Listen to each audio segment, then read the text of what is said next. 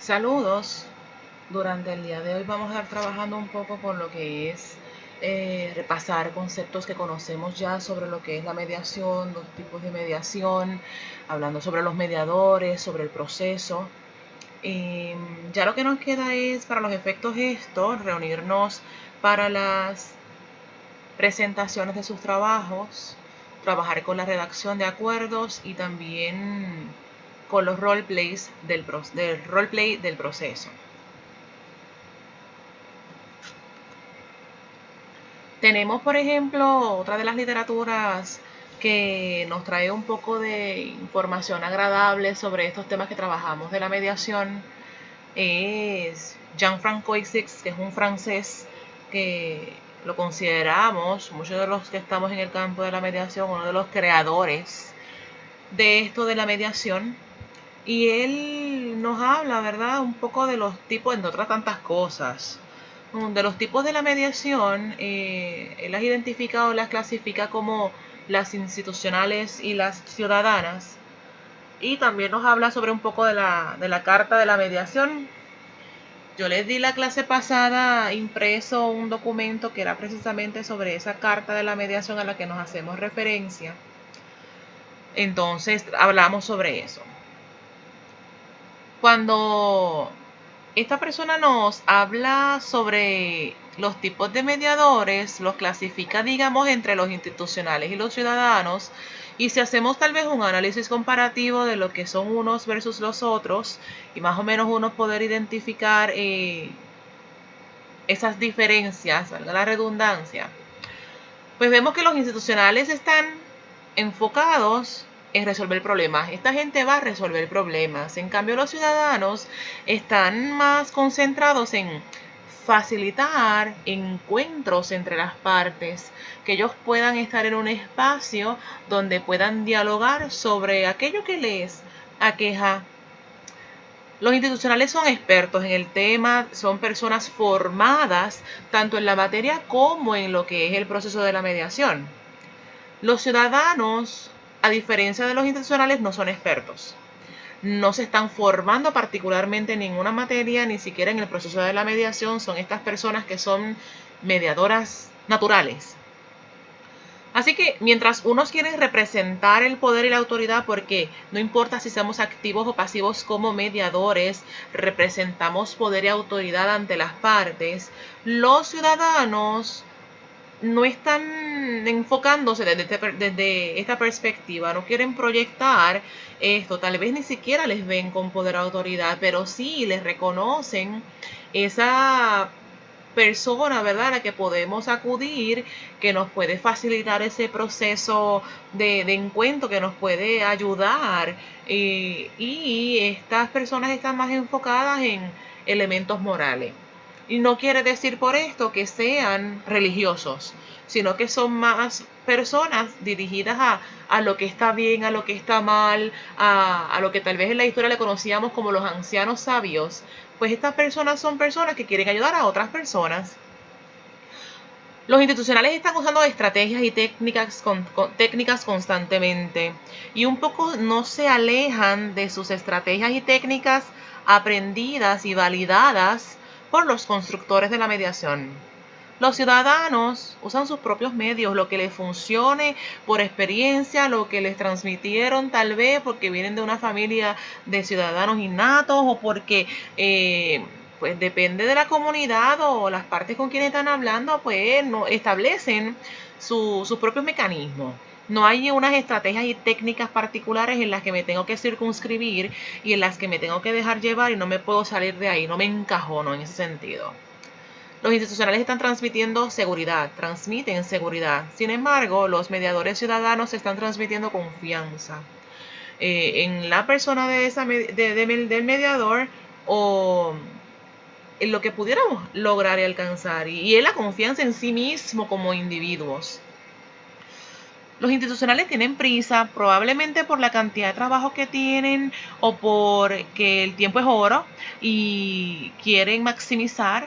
Y los ciudadanos están con todo el tiempo del mundo, no tienen esa prisa que pudieran tener los institucionales, según los define el propio Jean-Francois Coixix. Las soluciones externas es lo que tal vez logramos a través de estos mediadores institucionales versus los mediadores ciudadanos persiguen soluciones internas, es decir, la solución al problema, a la situación versus la solución de la persona, esas situaciones que van a la persona, esas soluciones que van a atender las necesidades de la persona, esa tal vez trascendencia está más cercano a trascender que a meramente solucionar una situación. Los institucionales están más dirigidos a lo que es la burocracia, pues porque de momento, como los propios constructores de la mediación establecen, la mediación nació para ser una alternativa a los métodos tradicionales y de momento se ha estructurado y se ha regulado tanto que de momento casi ya nos está alejando de precisamente lo que queremos evitar o sustituir. Así que esa burocracia nos consume como mediadores cuando estamos institucionalizados. Ya los ciudadanos son más flexibles en ese sentido. Los institucionales están aplicando reglamentos, están aplicando procesos, están aplicando jurisprudencia tal vez, mientras los ciudadanos son más guardianes de la paz en las calles. Eso va a variar de comunidad en comunidad, eso va, no hay un reglamento particular, sino aquello que sea beneficioso para la gente, para la comunidad. En teoría también nos menciona este autor que los mediadores institucionales tienden a ser cada vez menos institucionales, así que con la historia, el estar tan encajonados unos versus otros, resulta que me pasa esto. Los mediadores institucionales de momento entienden y ven en los mediadores ciudadanos elementos que quieren traer a su formación y a su práctica. Así que digamos que de la década de los 90 en adelante estos mediadores institucionales están desinstitucionalizándose porque quieren comprender mejor las preguntas importantes y tocar y trabajar más con la gente que con el problema. No estamos generalizando, pero sí se ha visto en los estudiosos del tema ese movimiento. La función política está más que nunca en la mediación social. Así que esa función política, ¿y por qué? Porque nosotros nos debemos a la gente y el servicio que ofrecemos es en ayuda a la gente. Así que como estamos sirviendo a la gente, pues rayamos en que es paralelo a un servicio comunitario y por ende tenemos que precisamente explicarle a la gente los procedimientos, las decisiones de la administración que pues no siempre, ¿verdad?, se comprenden correctamente. Esto un tanto, ¿verdad?, con los institucionales, porque están trabajando probablemente bajo algún foro particular con situaciones o quejas o preocupaciones de la gente que tienen que ver con procesos o decisiones administrativas de este foro particular. En mi caso, pues en educación, uno tiene que tomarse el tiempo de ofrecer un servicio al cliente, servicio al ciudadano, explicar al ritmo que la persona entiende.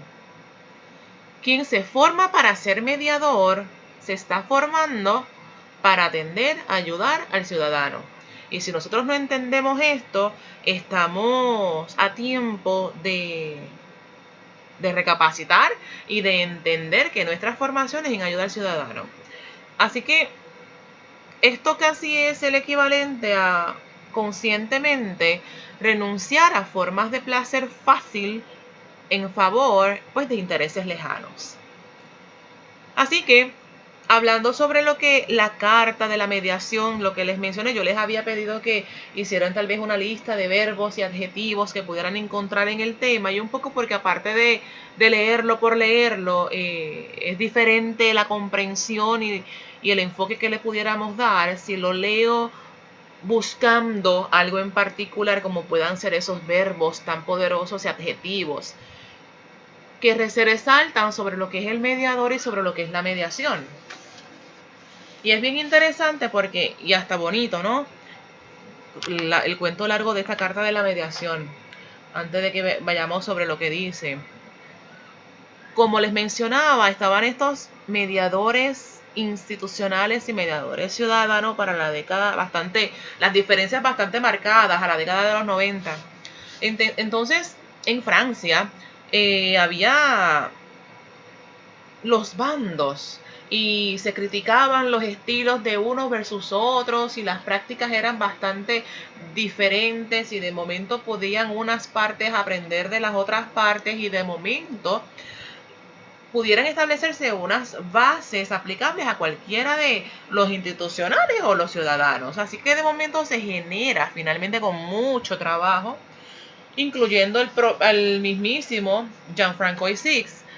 Se da este encuentro en Francia ya para el 1995 y logran establecer como si fueran unos parámetros particulares de lo que es la mediación, que es un poco de lo que ya hemos hablado con anterioridad, incluso recoge principios éticos como la American Bar Association, que eso lo hemos discutido en otras clases. Así que pues por ahí no le entré o no le di énfasis a esa parte porque ya habíamos hablado sobre eso, pero me parecía bastante agradable lo que era la Carta de la Mediación y hablamos de tanto tiempo atrás y todavía hoy lo vemos vigente.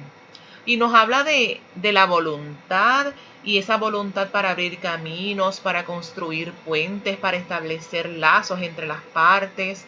Y nos habla del reencuentro del que hemos hablado aún al presente y también nos trae la inventiva y la creatividad que hemos remachacado mucho en este curso, que tenemos que ser inventivos y creativos.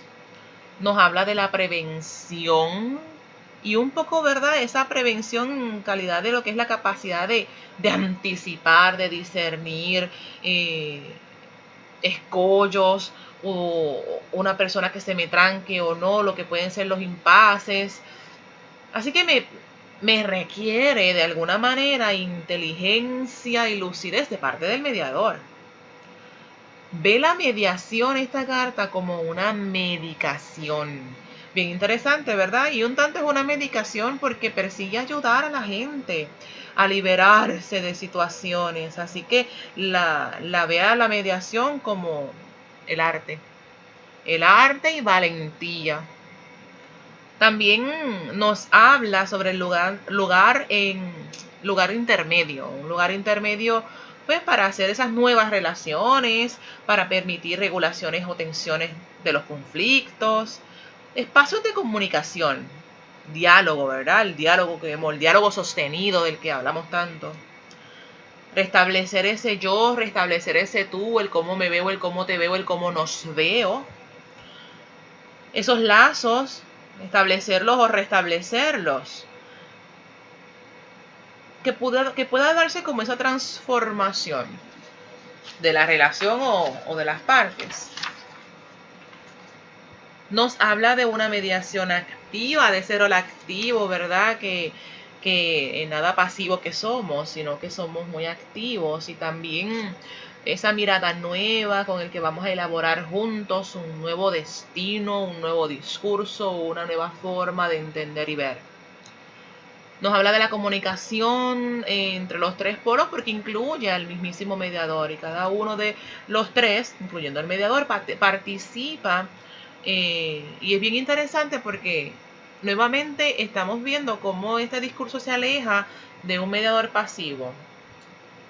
Claro, no quiere decir que otros autores no me hagan énfasis marcado entre lo que es pasivo y lo que es activo, pero vemos muchísima literatura que defiende y sustenta que el mediador está muy lejos de ser pasivo.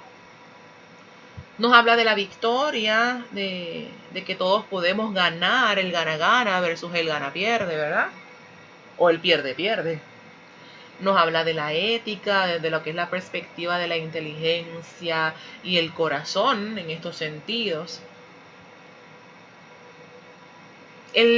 Nos dice que el mediador no representa, digamos, una autoridad en relación a lo que es el acuerdo.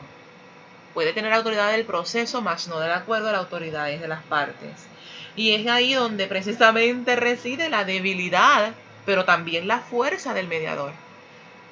La decisión que tengamos recae sobre ustedes. Así que eso pudiera representar una debilidad porque nos representa un reto, ¿no? De de transmitir esa autoridad a las partes para que resuelvan sus problemas.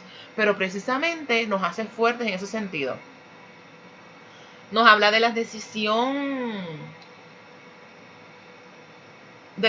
que permanece, ¿verdad?, entre las dos partes, de la independencia que tienen las partes para iniciar, continuar y terminar este proceso, y de una mediación desinteresada, pues porque no puede realizarse en beneficio del mediador. Fíjate que nosotros no estamos buscando beneficios a favor de nadie, pero tampoco a favor nuestra, como pues mediadores que somos. Nos habla, ¿verdad?, de la imparcialidad, de la verdad, de la equidad, del conducir y dejarse conducir. Ese dejarse conducir puede ser que nosotros en esa fase de asistirles, de asistirles en la perspectiva de la transformación, podemos dejarnos llevar con ellos, nos dejamos conducir. De alguna manera tenemos cierto control, pero nos estamos dejando conducir porque ellos son dueños de su asunto, de su problema y de su proceso. Pero también ellos se dejan conducir, así que ahí tenemos cómo se contrasta esto. Nos habla de la objetividad, nos habla de cómo empleamos argumentos sólidos para reprimir cualquier método de encanto o seducción en lo que es tener autonomía sobre una de las partes. Nos menciona el secreto, y en cuanto al secreto se refiere a la confidencialidad, ¿verdad? Aquí lo que ocurre, aquí se queda. Y se inscribe, ¿no?, a lo que es la vida personal. Así que desde este entonces en Francia se ve la mediación como una posibilidad de vivir esto que conocemos como la mediación. Así que esto trabaja tanto en la perspectiva personal como en lo que es la perspectiva social. En otros temas, terminando con la lectura de Gianfranco y Six, repasamos la mediación. Y repasamos la mediación porque pues tenemos, ¿verdad?, cómo esas situaciones en disputa,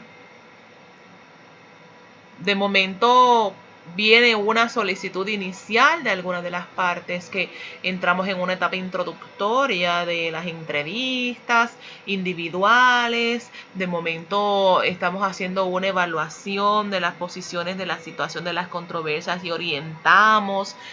De momento estamos, ¿verdad?, invitándoles a continuar con la conversación de forma conjunta, ¿verdad?, para ir explorando y que se lleve a cabo, ¿verdad?, ese proceso de conciliación que va a terminar en una conclusión o cierre, ¿verdad? Ya probablemente con los acuerdos acá terminamos, pero siempre, ¿verdad?, pudiéramos tener la posibilidad de la ratificación y de la sanación individual o de la relación, que nos lleva, ¿verdad?, este camino largo de lo que puede ser partes en disputas a partes que puedan haber solucionado sus diferencias. Y ven cómo aquí, ¿verdad?, tomamos en consideración la posibilidad de la trascendencia que nos hablaba Daniel Lina. Así que, como diría la amiga Marta Angelis Rivera, que ustedes también la han leído, mediación activa es una cosa, mediación pasiva es otra. De momento pudiéramos señalar de modo sencillo diferencias entre una y la otra.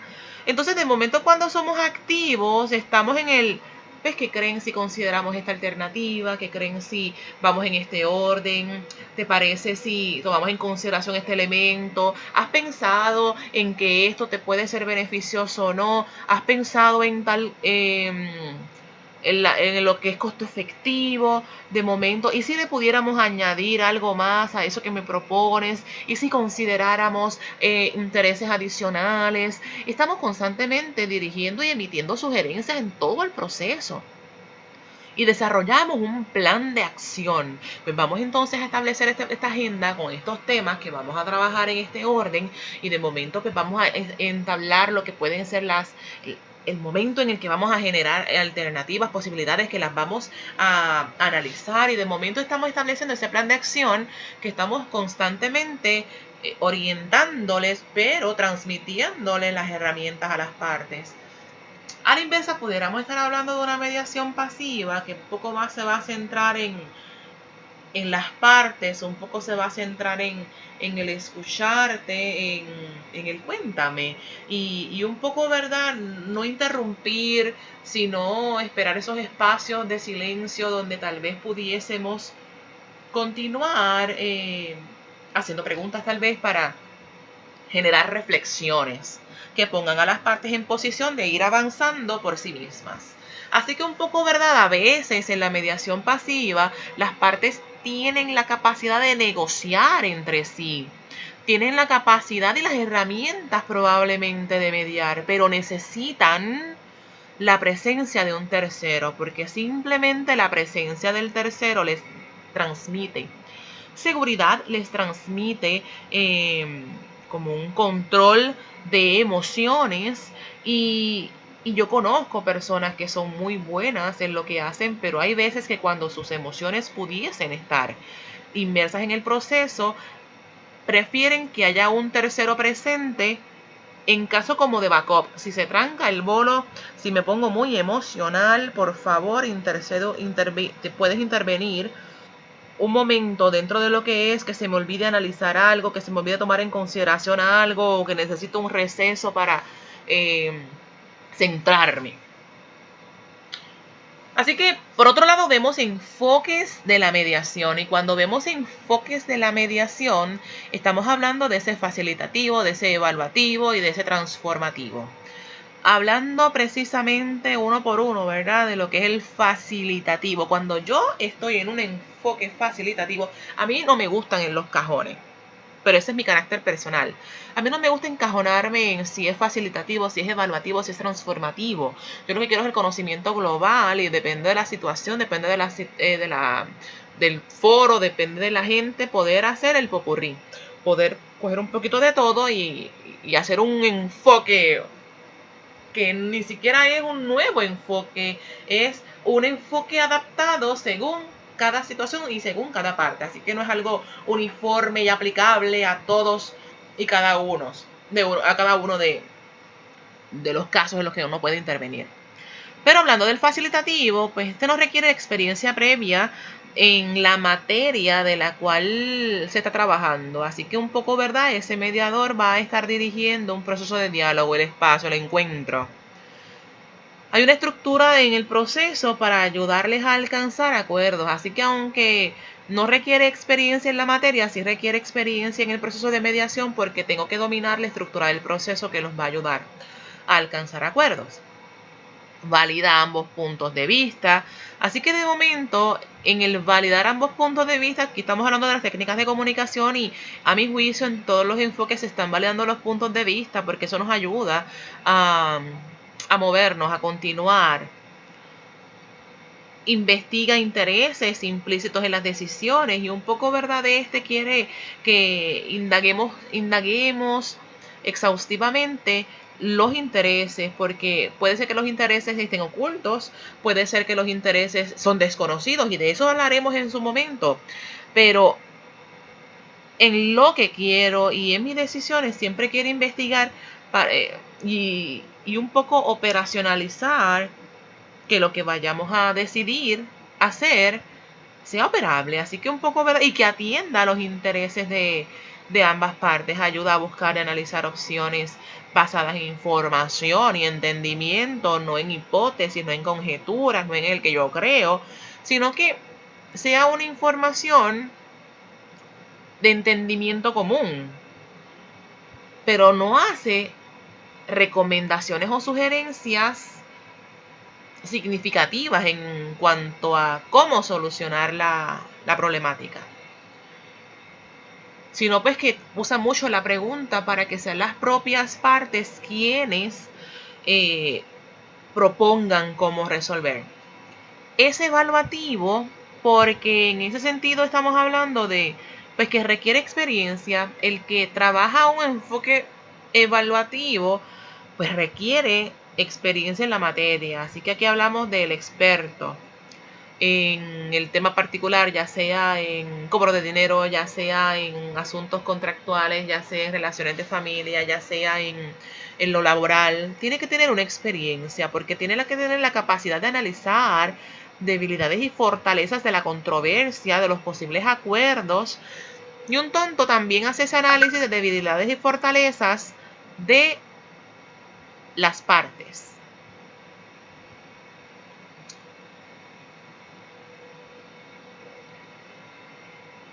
¿Qué más tenemos con el enfoque evaluativo?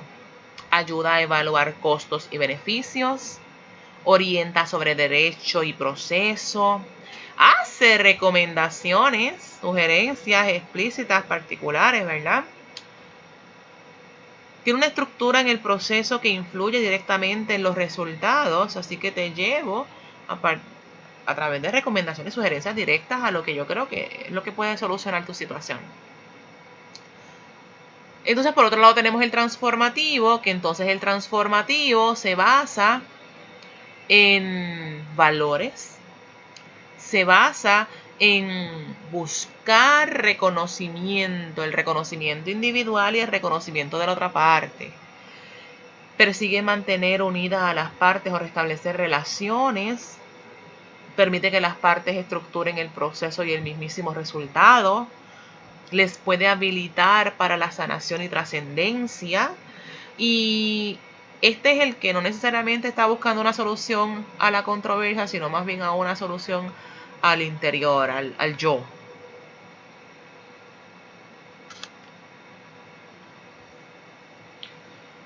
También hablamos de que puede ser no lo mismo ser mediador que ser facilitador.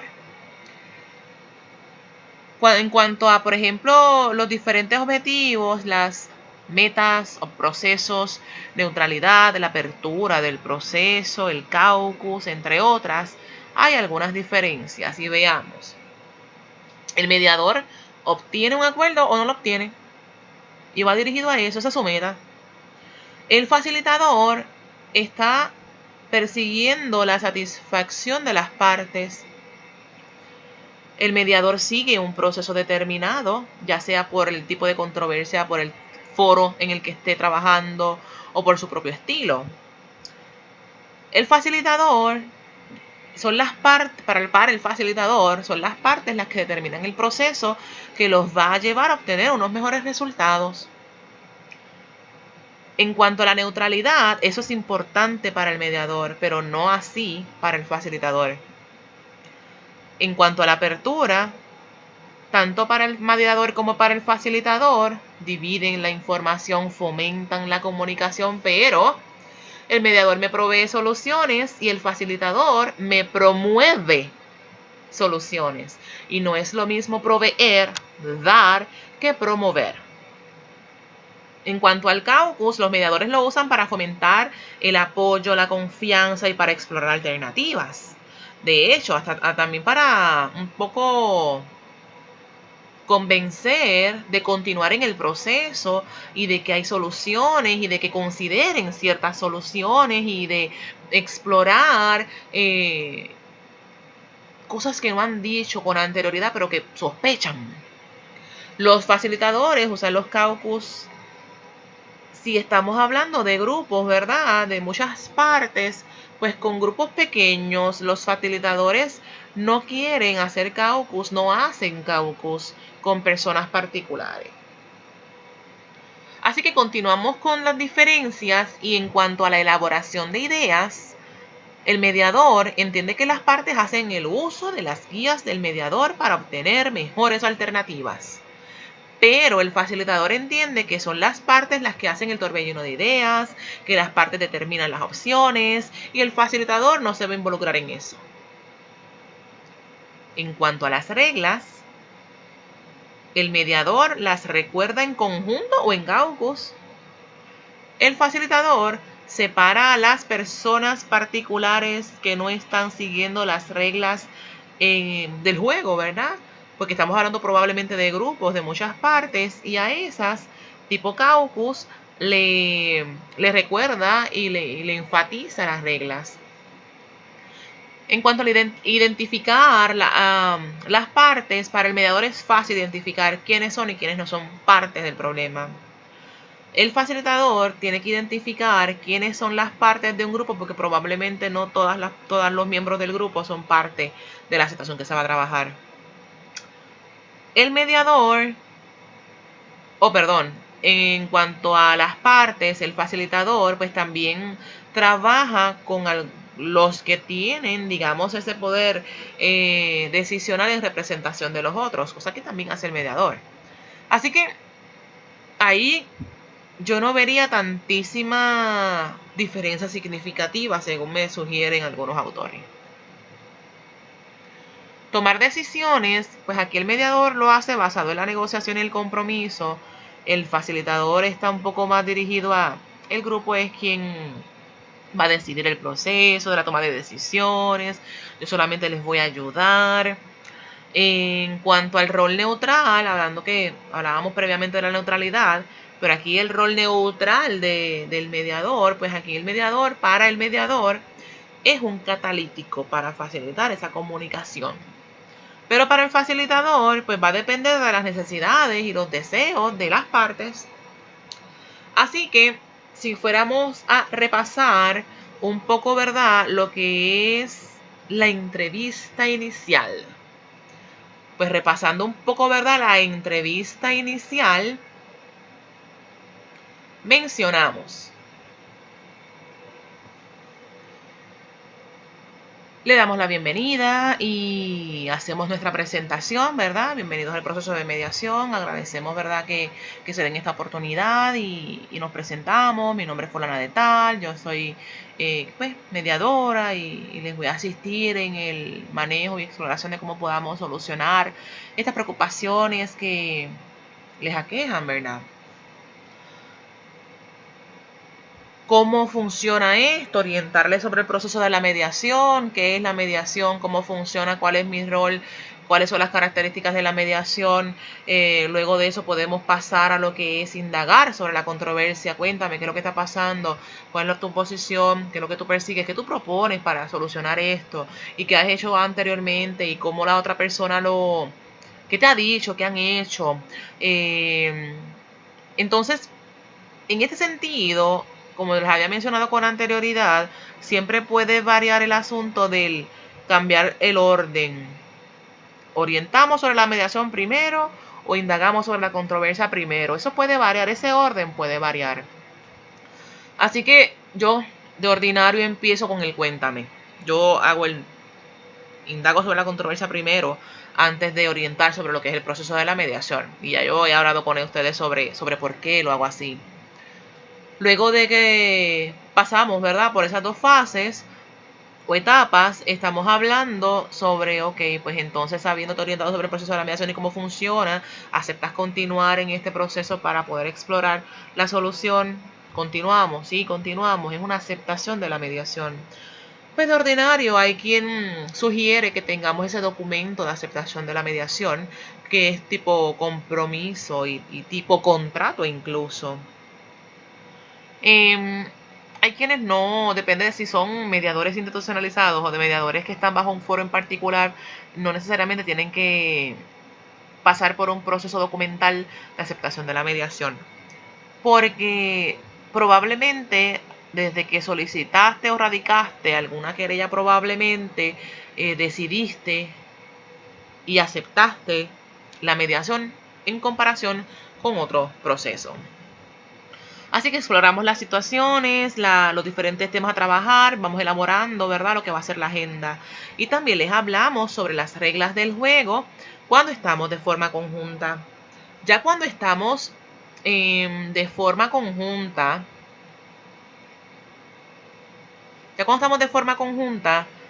pues nuevamente, si es en el mismo día, no tenemos que entrar en el proceso de la bienvenida y la presentación. Pero si fuese otro día, pues quiero nuevamente la bienvenida a ambos, lo que es la presentación de las partes, la presentación mía, reforzar lo que es la mediación y agradecerles, ¿verdad? Y valorar que se den esa oportunidad. Repasamos también lo que es el proceso de forma rapidita, lo que es la mediación y las reglas.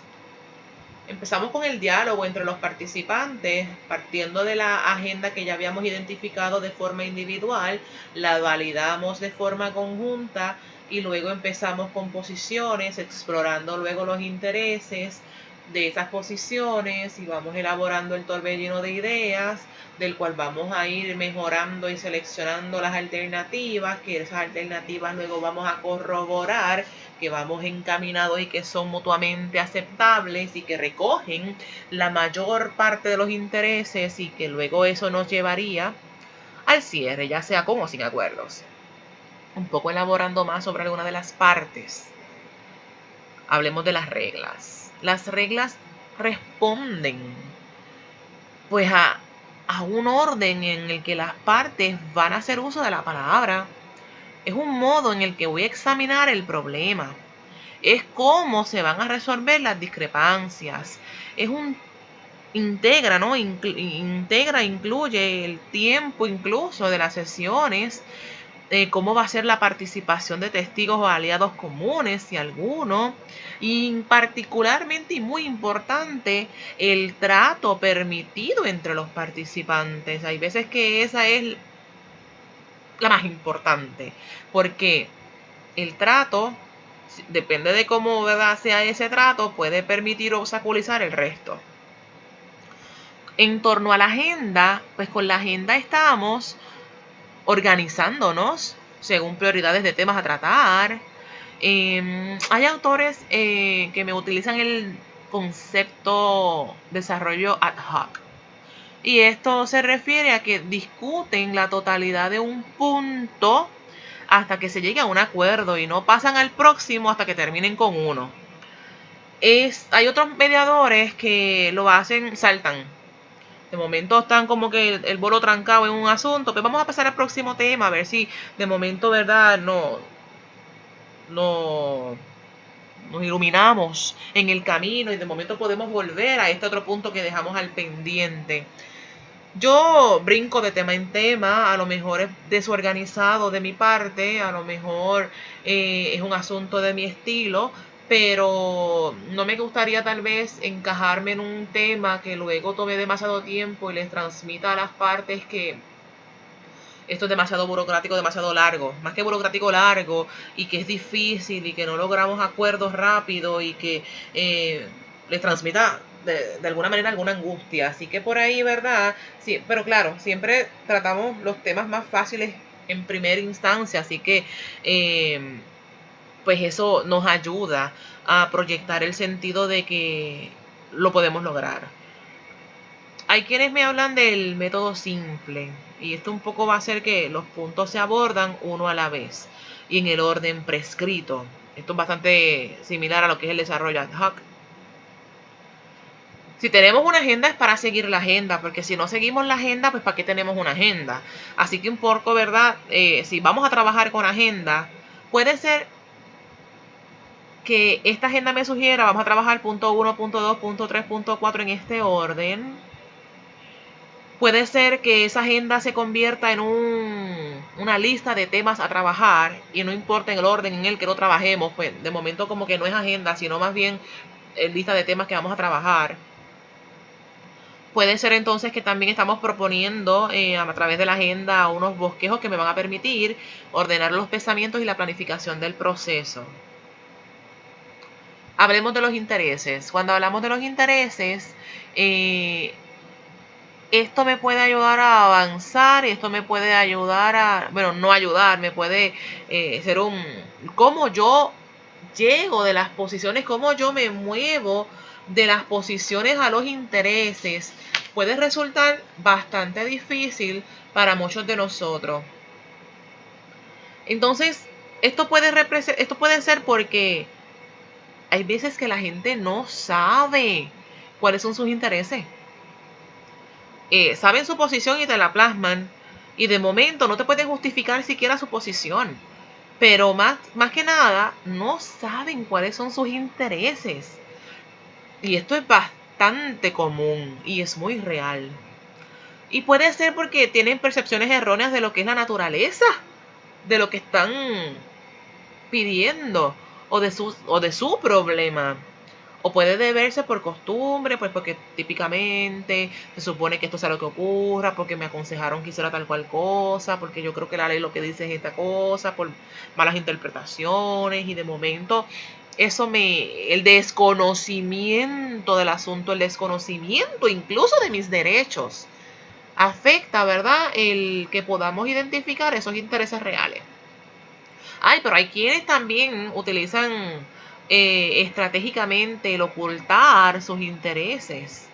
O hay quienes los ocultan por temor a ganar desventaja, ¿no? En este proceso, porque como típicamente alguien tiene que perder, alguien tiene que ganar, y los que cambian el switch en ese sentido, pues temen en el proceso, temen ganar desventaja, temen perder, y de momento tienen hasta vergüenza, los ocultan hasta por vergüenza. Así que hay que ir trabajando y estando bien consciente de todos estos elementos. También hay quienes quieren acomodar sus intereses a conveniencia y se aferran a ciertas posiciones. Y esto me puede generar impasse, esa falta de transparencia, esa falta de compromiso en el proceso. Y por ahí, ¿verdad?, tengo que reconocer que pudiera generarnos cierta dificultad movernos de las posiciones a los intereses. Este es un reto que tenemos, y la práctica, y solo la práctica, me va a ayudar, ¿verdad?, a identificarlos. Lo importante es que la solución deba satisfacer el mayor número de intereses. Y si yo quiero que mis acuerdos o solución me satisfaga el mayor número de intereses, yo tengo que conocer el mayor número de intereses. Así que sí es importante. Siempre hay intereses compatibles entre las partes, así que yo tengo que ser quien pueda asistirles a identificar esa compatibilidad. Y acuérdense siempre que estas compatibilidades son los ganchos que me permiten moverme, continuar en el proceso. Cuando hablamos de generar alternativas, aquí es donde estamos hablando, ¿verdad?, de la lluvia de ideas, estamos hablando de cuando estamos elaborando las alternativas de solución de conflictos, estamos discutiendo cada una de las alternativas, estamos mejorando cada una de esas alternativas, si es posible que se puedan mejorar, estamos comparando unas con otras, estamos seleccionando, estamos descartando. En este proceso todas las partes participan. No solamente participa el mediador, no solamente participa una de las partes. Hay que evaluar incluso que sea operacional, que sea viable lo que vayamos a acordar, porque si no, pues estamos fallando incluso nosotros. Esto que vayamos identificando como mutuamente aceptable es lo que se me convierte en ese borrador de los acuerdos. Y en este punto, ¿verdad?, tanto nosotros como mediadores podemos hacer consultas con colegas, podemos hacer consultas con otros entes, pueden ellos hacer consultas con familiares, con sus representantes legales, depende, ¿verdad?, del caso y lo que sea que estemos hablando. Pueden hacer consultas en esta fase de ir generando las alternativas. ¿Cuál puede ser el desenlace? Los posibles desenlaces que vayamos a tener, pues son o gano o pierdo. Y si gano o pierdo, pues esto es porque pues a las partes no les preocupa tanto, ¿verdad?, la relación futura. Alguien ganó y alguien perdió. No me interesa tanto la relación futura con el otro.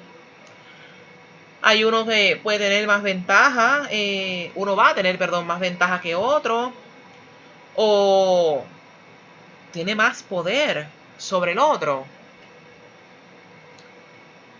Aquí puede ser que es que hay uno que es pasivo y el otro tiene una personalidad más asertiva o agresiva en el proceso de negociación. Pero también dentro de los desenlaces puede ser que haya un impasse.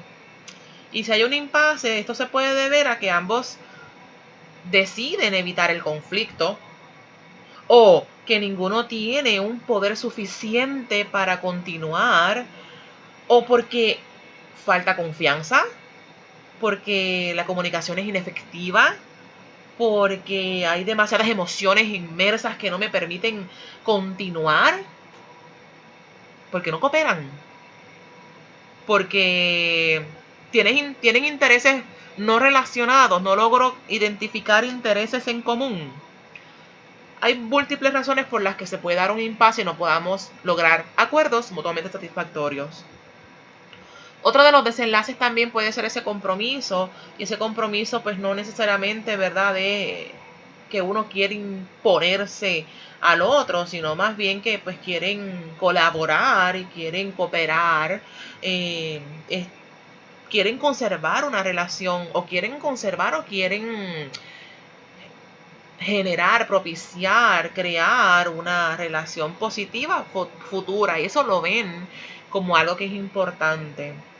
Y también pues tienen, digamos, una actitud asertiva en lo que es el trato, en lo que es el trabajo conjunto para el desenlace, que sería posiblemente un acuerdo. De otra parte, pues tenemos lo que es el ganar-ganar, y cuando hablamos del ganar-ganar, pues no quiere nadie luchar sobre poder contra el otro. Hay probablemente una relación futura vista como algo importante. Ambos tienen ventaja, ambos van a ganar. Entonces van a cooperar en el proceso y también se comprometen en el cumplimiento pues de esos acuerdos. Cuando hablamos de acuerdos, ¿verdad? Y hablábamos en general alternativas sobre los borradores, pues esos borradores se redactan. Y hay veces que, como le pasó a Jimmy Carter, sobre 23 acuerdos redactó para que finalmente, de borradores redactó para que finalmente se pudiera acordar algo. Así que estamos trabajando sobre un documento que es el que se va a firmar, y esas alternativas del torbellino de ideas que se identificaron como las que vamos a trabajar se van transmitiendo en ese documento escrito. Se revisa que no queden detalles ni cabos sueltos, que esté todo lo importante ahí, que atienda la mayor parte de los intereses. Se revisa hasta la ortografía, la gramática, porque eso deja mucho que decir del mediador. Igualmente, pues que sean específicos. Se coteja la formulación de las oraciones, se pueden consultar el documento, la familia se lo puede enviar se lo pueden las partes enviar a alguien más para pedir una opinión, o que sus abogados también le den ese feedback. Puede ser. Se les asiste en la estimación, ¿verdad?, de costo-beneficio de la aceptación o el rechazo de ese borrador. Eso lo haría el mediador activo. Y ese borrador es el que se convierte probablemente en el acuerdo final que las partes van a firmar. Y aquí, como diría Juju Atkinson, el acuerdo final supone un conjunto de puntos que ambas partes encuentran aceptables y están dispuestas a respetar. Están dispuestas a cumplir. Así que ese documento final requiere de las firmas de las partes y del mediador como testigos de esos acuerdos, requiere de voluntad, de compromiso, de cooperación, de buena fe. Es el resultado de un proceso de buena fe y representa una solución a ese problema que las partes trajeron, en el cual les asistimos.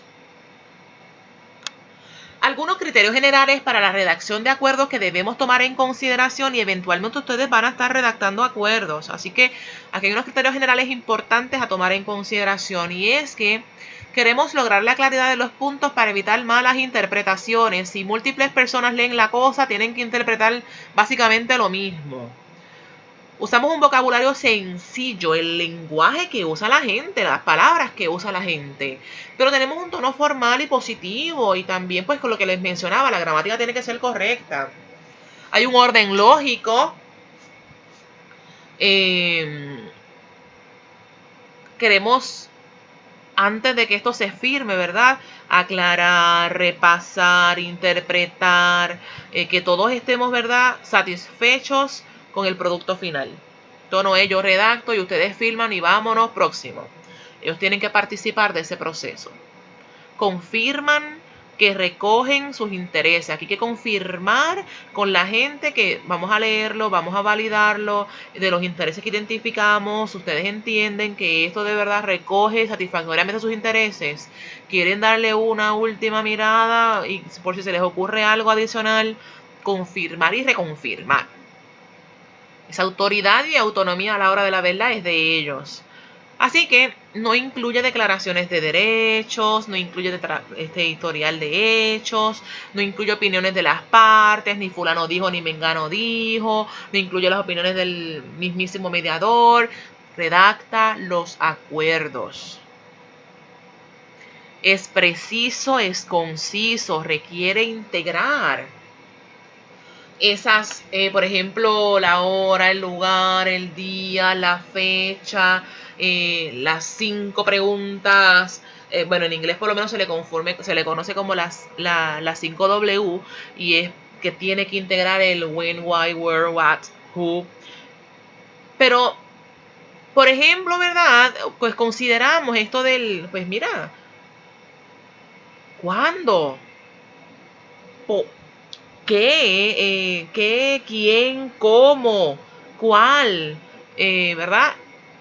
Más que fíjate dentro de lo que es el por qué, yo no tanto recojo un por qué, porque eso sería entrar en lo que decíamos que no incluimos dentro de lo que es la relación de hechos.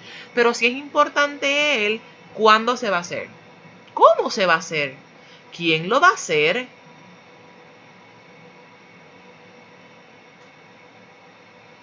¿Qué es lo que se va a hacer?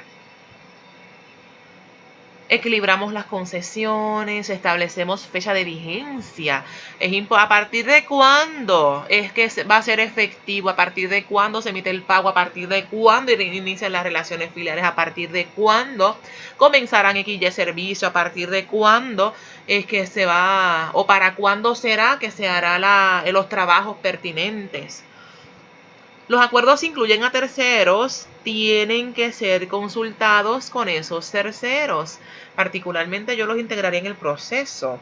Pero depende de la cosa, porque como ustedes saben, yo trabajo en un campo donde puede haber unas regulaciones particulares, y donde yo trabajo hay una política pública que dice que hay una participación alterna.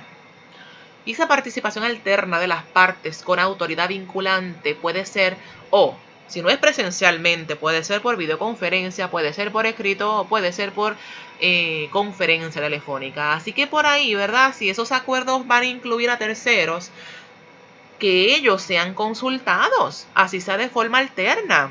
Y depende de el compromiso que ellos vayan a tener, firman o no firman. En mi caso, en mi foro, pudiera un acuerdo recogerse donde se establezca que fulano de tal participó de forma alterna mediante conferencia telefónica, por ejemplo, y validó y estuvo de acuerdo en que se va a hacer tal cual cosa, o en que va a hacer X, Y, Z. Y las partes lo firman, y esa otra parte no necesariamente tiene que firmar.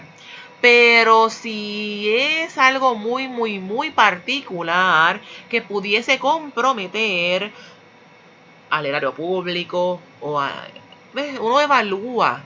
Si es muy complejo, y de ser así, uno dice, no, yo mejor para evitar, yo necesito que la persona firme. Y se puede coordinar que las partes firmen y luego esa otra parte venga en otro momento y firme, o que el mismo mediador vaya y le coja la firma, o que se le envíe el documento y lo firme de forma digital y que te lo envíen y lo firme. Así que eso puede ser considerado en lo que es la participación alterna. Algunos foros te lo permitirán, algunos foros no te lo permitirán. consideramos plan B o medidas de contingencia. Así que, por ejemplo, si papá va a recoger a los nenes los viernes a las 3 de la tarde cuando salgan de la escuela y de momento ese viernes no hay clase, los va a recoger como quiera el viernes a las 3, pero ¿dónde? Porque la escuela no va a estar abierta. O es que lo va a recoger entonces el jueves, porque entonces el viernes no había clase. Y de momento ese tipo de plan B o con plan de contingencia se puede tomar en consideración para que luego no surjan los impases. O no, luego no surjan, ¿verdad? Pues como eso no lo desea el acuerdo, pues yo no di la milla extra. Podemos considerar ese plan B. Va a emitir el pago mediante ATH móvil en o antes de tal fecha, de tal fecha. Y de momento ese día hubo un colapso con las redes de ATH móvil. Pues en caso de que ATH móvil no esté funcionando, las partes se van a llamar y van a acordar si puede transferirse ese pago al siguiente día o si va a hacer entonces de otro mecanismo como puede hacer el encontrarse o una transferencia, visitar el banco para hacer un depósito en la cuenta, etc. Establecer si va a haber un seguimiento. Ese seguimiento es el que nos ayuda también a veces a sanar. Pues ese seguimiento es el que nos puede ayudar a validar que se está cumpliendo con los acuerdos y da un poder un tanto más persuasivo. Pero si no se va a acordar un acuerdo, pues no pasa nada. Pero sí se debe hablar si va a haber un acuerdo y si va a ser integrado como parte del documento. O si las partes, pues cuando lo entiendan necesario, acudirían nuevamente, o ya sea a través de ellos mismos como un proceso de negociación o a través de mediación.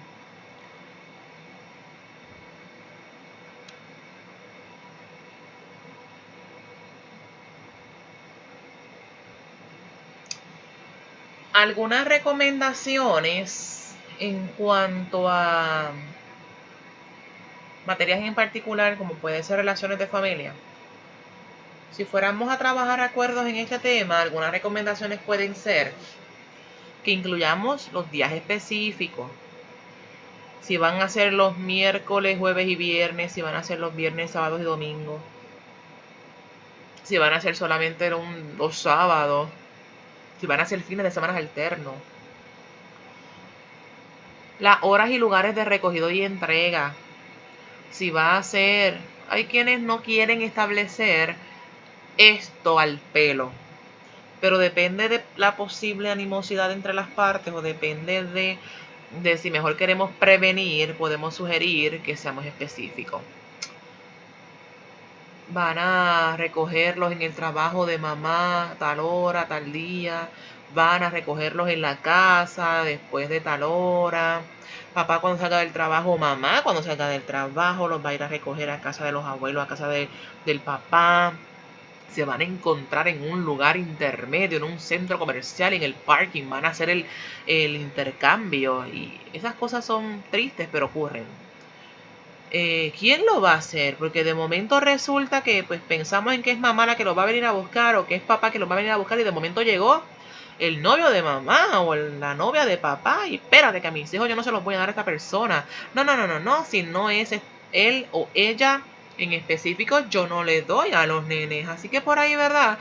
¿Quiénes son las personas autorizadas a recoger a los menores? Los abuelos, pudiera ser los tíos.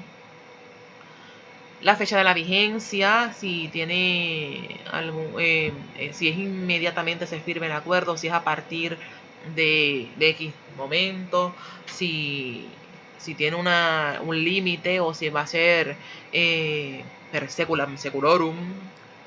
También consideramos que pasará las fechas festivas o las fechas especiales. ¿Qué va a pasar con el cumpleaños del niño? ¿Dónde va a estar? ¿Quién le va a celebrar el cumpleaños? ¿Lo van a hacer en conjunto? ¿Quién organiza? ¿Dónde? Un año lo toca con uno, un año le toca con el otro. Y el Día de las Madres, el Día de los Padres, ¿qué va a pasar? Los días, por aquello de que ese día de padres esté con mamá o establecer esos días. ¿Qué va a pasar? En vacaciones, ¿qué va a pasar? ¿Cómo se van a confirmar las visitas? se van a llamar, se van a textear, van a utilizar a un intermediario de momento, van a considerar medidas de contingencia. Es decir, papá tiene que trabajar, tiene que viajar fuera del país constantemente por su trabajo. ¿Se los va a llevar a su viaje de trabajo? Los días que le toque. O no se los va a llevar y entonces cuando regrese es que entonces va a procurarlos y se los va a poder llevar. Van a hacer con los abuelos. Si papá no está o mamá no está, los abuelos van a trabajarlo. Hablando de abuelos, ¿habrá acuerdos de relaciones abuelo-filiares? Independiente de las paterno o materno filiares. Hay que levantar acuerdos sobre ese particular. ¿Qué pasará, por ejemplo, si hay que hacer unos planes graduales en lo que es la proyección? Y me explico. El menor o la menor tiene 1 año, tiene meses, es recién nacido. Por su edad no debería, y porque es lactado, digamos, no debería pernoctar fuera del seno materno. Y tiene que, pues, las relaciones filiares adaptarse a las necesidades de este infante, que tendrán que ser de horas, de un día, tendrán que ser, pues, a lo mejor lo puede buscar un rato el sábado y otro rato el domingo, pero de momento, según va creciendo el menor, ya se puede quedar una noche con... Cuando cumpla 2 años se podrá pernoctar con papá o con mamá. Cuando cumpla 3 años, 4 o 5 años, hay cambios según las necesidades del menor. ¿Van a establecer fechas de revisión de esos acuerdos? ¿O cuando entiendan que sea necesario de buena fe van a iniciar las conversaciones nuevamente? A lo mejor es mejor establecer de antemano que al año se van a revisar por aquello de que hayan ocurrido cambios en las necesidades del menor, no de los padres. Bueno, también pudiera ser que hay que tomar en consideración. ¿Y qué pasa con la escuela? En cuanto a quién busca notas, las actividades escolares, si van a ir ambos, si va a ir uno solo, si las situaciones que ocurren en la escuela, con quién se van a comunicar, si hay reuniones con los maestros, ¿qué va a pasar? Pero también, y si hay asuntos médicos, a lo mejor tiene muy buena salud, no necesita ir al pediatra nunca. Pero hablando de asuntos médicos, ¿tendrá 2 tarjetas del plan médico o la tarjeta del plan médico va a ir en los motetes del muchacho? Si es que hay alguno de ellos que tiene un historial médico, que conoce el historial médico del menor y es quien va a llevarle a sus citas médicas, etcétera, pero mantiene informado al otro, o participan ambos en ese proceso. Hay muchos elementos cuando hablamos de menores que hay que tomar en consideración y probablemente integrar en los acuerdos. Si estuviéramos hablando de recomendaciones para lo que es acuerdo de cobro de dinero, pues mira, hay que establecer la deuda. Si eran $100, pero estipulamos o transamos por 75, pues págame 75 en vez de los 100, y entonces pues ahí va la cantidad que se va a pagar. Y esa cantidad respondía a qué? A una deuda, era una compra que se hizo, fue a una mercancía, fue a una renta, ¿a qué fue? ¿A qué corresponde ese pago? O esa deuda. ¿Cómo se va a emitir ese pago? Si es con cheque, si es con giro, si es en efectivo, si es por ATH móvil, si es que se va a entregar personalmente, cómo, dónde y cuándo, si es un correo postal, si es con acuse o no de recibo, para tener evidencia de que yo envié el pago, si se va a hacer un depósito en la cuenta bancaria, si se va a enviar por mensajería, a dónde se va a enviar, pero ¿y quién paga el mensajero? Las fechas y las horas para emitir los pagos. Y tal vez haya que establecer un tipo de recibo de pago final del concepto. Tal vez no. Eso depende de cada caso. Pero si estuviéramos hablando de desalojo, hay algunos elementos particulares que no queremos dejar pasar. La fecha límite para el desalojo, tiene que la persona desalojar la propiedad de no antes de tal día, del 15 del mes próximo, agosto. Establecer esas pautas para solicitar prórrogas a ese término establecido si ocurriese alguna eventualidad muy significativa que queramos tomar en consideración. ¿Dónde y quién va a entregar las llaves? ¿Cómo se van a entregar las llaves? Si es que me las vas a dejar en el buzón, si me las vas a dejar en el trabajo, si es que nos vamos a encontrar y me las vas a entregar a la mano en el día que fuéramos a la inspección de la propiedad, para entonces tú me entregas llave y yo te entrego el depósito, si alguno. Pero en esa inspección de la propiedad tendrían que ir ambas partes. Es muy importante que estén ambas partes porque ahí es donde se va a evaluar, ¿verdad? Que no hay algún tipo de mejora que realizar, que deban hacer un retiro o una confiscación, digamos, de parte o todo el depósito que se haya dado inicialmente. Así que es un espacio, ¿verdad?, donde vamos cotejando y revisando e inspeccionando en conjunto. Hay que probablemente especificar las mejoras a la propiedad, si alguna, ¿verdad? Y quiénes las realizó o las va a realizar y quiénes las va a pagar o quiénes las pagó. Por ejemplo, yo estaba viviendo tu propiedad, pero tuve que hacer unas reparaciones en el baño, en la cocina y en el jardín. Y yo, pues, como vivía ahí, yo las hice, yo las pagué, pero eso te tocaba a ti.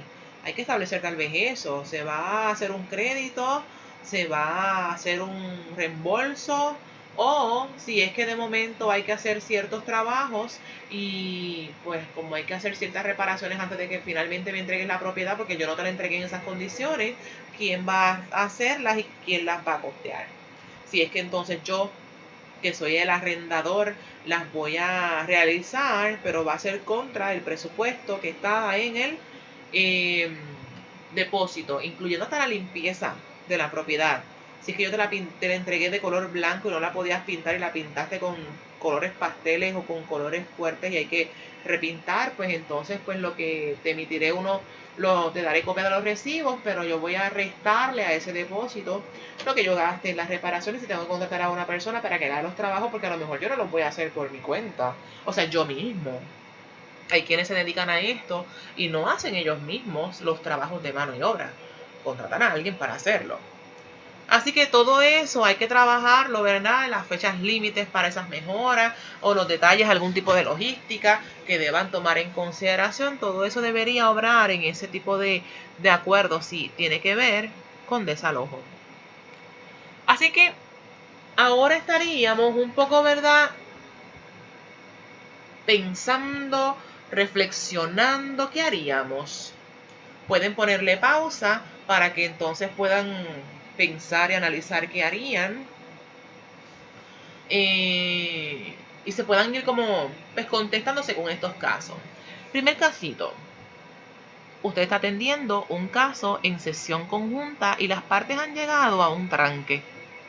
Como usted se ha proyectado de manera tan competente, las personas le han pedido una sugerencia u opinión con el objetivo de resolver ese tranque y que de esta manera les ayude a acercarse a una solución razonable.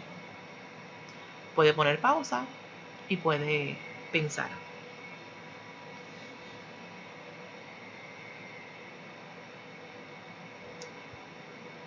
Si estuviésemos en reunión en clase, estuviésemos debatiendo probablemente varias alternativas, porque probablemente se nos ocurrirían diferentes posibilidades, ya sea, pues mira, si usted es un mediador activo, no pasa nada, les opina, les sugiere, ellos lo pidieron, es más, no tienen ni que pedirlo, tú les sugieres.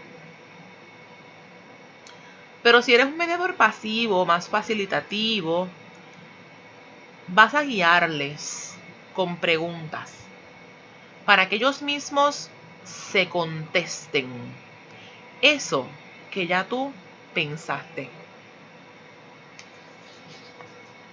No hay una única forma de hacerlo. Siempre va a haber más de una. No quiere decir que estén erradas. Próximo. Usted está atendiendo un caso en sesión conjunta y las partes llevan aproximadamente 1 hora patinando, sin acercarse a una solución razonable. A pesar de que ninguno le ha pedido su opinión y persisten de buena fe en la negociación, usted tiene en mente una alternativa que sabe que si la ofrece será aceptada. ¿Qué harían?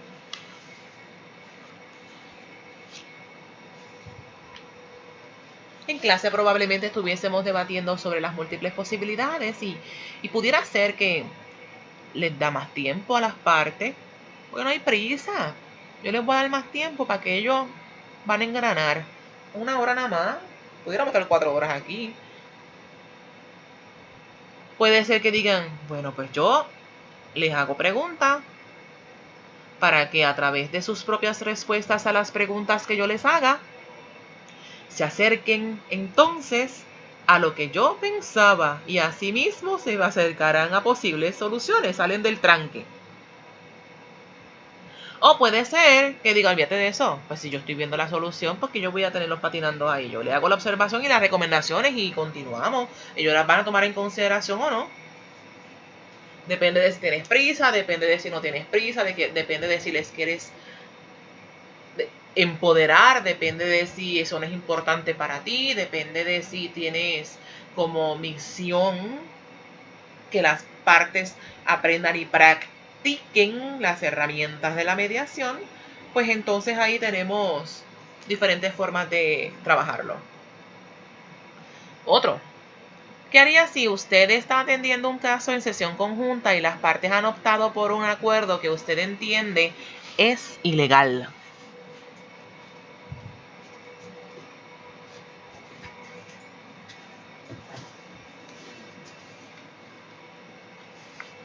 Pudiéramos orientarles dentro de lo que yo sé, dentro de lo que yo domino, dentro de lo que yo conozco.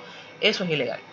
Y como es ilegal, yo creo que no lo podemos continuar. Oh, es que yo sospecho, ni siquiera estoy tan segura. Pues déjame entonces, yo voy a consultar. Y voy a consultar para validar si mi sospecha es correcta.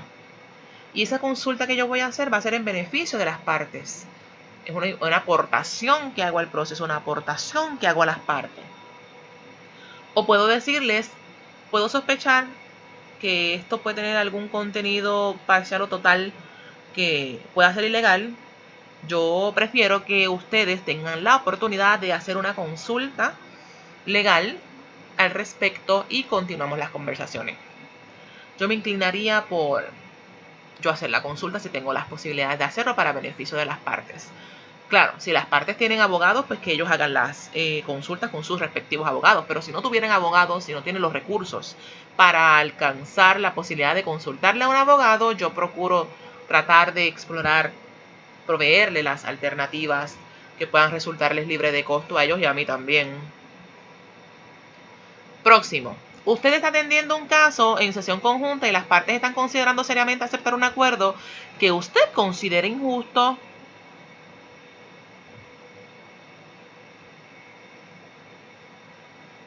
Pues mira, injusto no es lo mismo que ilegal.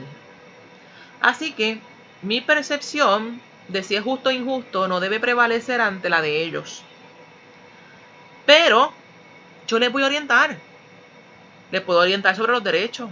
Les puedo orientar sobre los costos-beneficios. Valido. Y si aún así están conscientes y conscientes quieren continuar con lo que yo considero injusto, ese acuerdo no es mío. Después que no sea ilegal.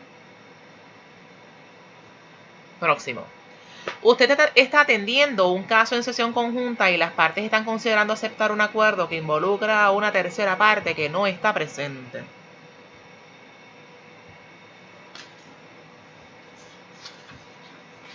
De este ya hablamos.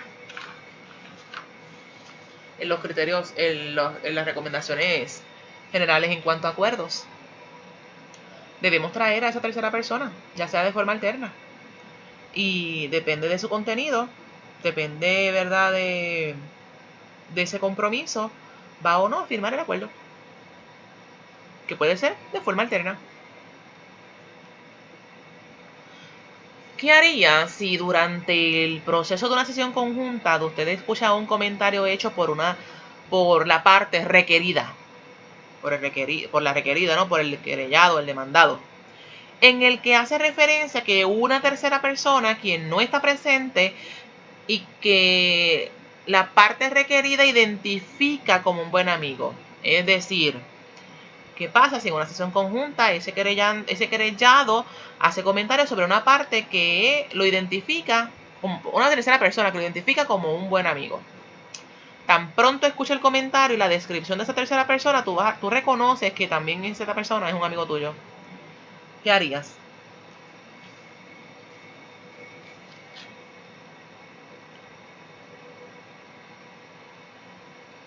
Antes de inhibirse, pensemos. ¿Somos lo suficientemente objetivos e imparciales? Si es así, no deberíamos afectarnos, no debería afectarse el proceso, ni por qué tengo yo que comprometer mi ética porque tenga personas en común con alguna de las partes. Eso no tiene nada que ver. Ni siquiera la parte es parte del problema, porque si fuera parte del problema son otros 20 pesos. Pero ni siquiera es parte del problema, es que tenemos personas en común. Pero si soy lo suficientemente objetiva e imparcial, no tiene por qué comprometer mi ética. Si pudiese eso afectar mi rol o el proceso, me debo inhibir. Si tratan, porque a lo mejor sabe que tenemos ese enlace en común, si tratan de usar esa información para obtener beneficios o parcialidad de su parte, entonces también deberían considerar el inhibirse. ¿Qué harían si en medio de la entrevista inician la parte que es del género opuesto al suyo? Comienza a comportarse de modo muy familiar con usted y a tutearte.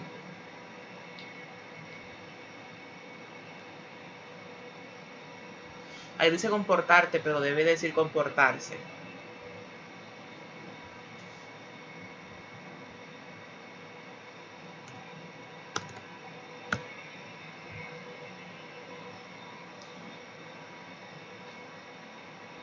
Si es parte del rapport, de mi estilo, de establecer la confianza y que eso no deba interpretarse como un coqueteo, no hay problema.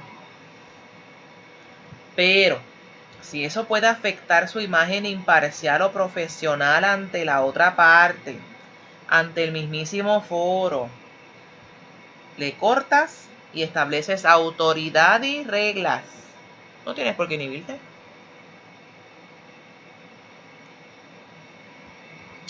¿Qué harías si estás en entrevista inicial con una parte mientras la otra espera a ver si acepta el servicio para iniciar sesión conjunta? Sin embargo, notas que la parte no está comprendiendo del todo lo que dices. Le explicas nuevamente de forma más sencilla, pero empiezas a sospechar de que está bajo los efectos de algún medicamento o sustancia.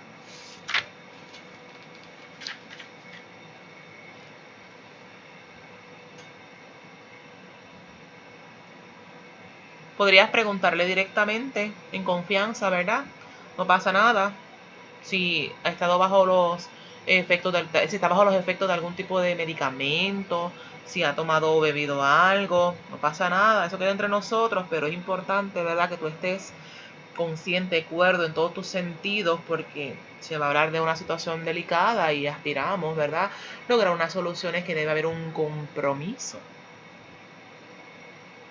Si no, pues ante la duda, yo estaría, ¿verdad?, postergando, si no me quiere decir la información, no me quiere validar y yo sigo con esa duda, pues yo postergo la sesión conjunta. Lo entrevisté al otro le digo vamos a continuar los trabajos en otro momento. No tengo necesariamente que decirle por qué, pero si pudiese, ¿verdad?, postergar los trabajos, la sesión conjunta para otro momento u otro día. Y ahí entonces tal vez las circunstancias cambien. Reevalúo si es que continúa bajo lo mismo que estaba observando o si está más alerta. Y entonces pues por ahí tomar otras decisiones. Así que tenemos una tarea. como tenemos una tarea, van a estar leyendo los siguientes ejemplos y van a contestar cómo los manejarían. Léalos, contesten cómo los manejarían. Y me van a enviar sus respuestas por correo electrónico.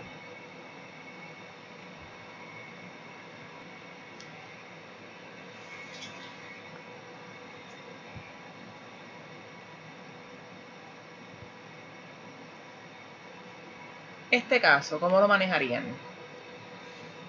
Don José tiene un inquilino que le adeuda 2 meses de renta. Le insulta y molesta constantemente. Don José quiere que el inquilino desaloje la propiedad y le pague la deuda. Ese es el número 1. Número 2. Ana se separó de su esposo consensual hace 3 días. Procrearon 2 hijos. Ella desea que se establezca una pensión alimentaria. Quiere que los niños se relacionen con su papá, aunque no quiere que se les saque de la casa. Ana desea comenzar a divorciarse. Número 3. Doña Elena le vendió su auto a Wilda. Hasta la fecha no se ha hecho el traspaso. A Wilda le vendió el carro hace 2 meses a su primo. Doña Elena desea hacer el traspaso. Número 4. Juan compró en Sears un televisor que se dañó antes del vencimiento de la garantía. Juan reclamó que lo reparasen. El gerente se negó a honrar la garantía ya que se lo han cambiado 2 veces. Juan quiere que le reparen su televisor. Número 5. Minerva vende ropa por consignación. Le vendió a Josian 150 en ropa y él se comprometió a pagar en un mes. Van 3 meses y Josian no le ha pagado. Minerva lo llama y él evade el contacto con ella. Minerva desea que Josian le pague la deuda. 6. Monin sospecha que su nieto John Paul está siendo maltratado por su padrastro. No la dejan ver al nieto porque su hijo vive con ella y es un adicto. Monin quiere orientarse para saber qué puede hacer con el maltrato de su nieto y quiere relaciones abuelofiliares. 7. Janice e Irving son un matrimonio joven que le gusta la música. Tienen un equipo de sonido que ponen a todo volumen los viernes a las 12 hasta las 12 de la mañana. Y los sábados durante el día. Los vecinos también son un matrimonio joven, pero no les gusta el ruido. No pueden ver a gusto su serie de Netflix. Le dijeron a Janice e Irving, pero dicen que esa es su casa y lo pueden hacer. Los vecinos no quieren ruido.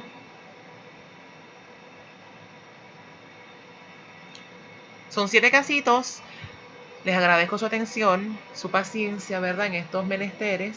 Les envío el material en audio y en PDF para que también lo puedan revisar. Cualquier duda, por favor, en relación a la tarea o al contenido aquí discutido, pueden comunicarse conmigo mediante WhatsApp, correos electrónicos o llamadas. Me envían la tarea por correo electrónico cuando la terminen. Y ya nos quedaría entonces, nos vemos el próximo jueves para poder trabajar con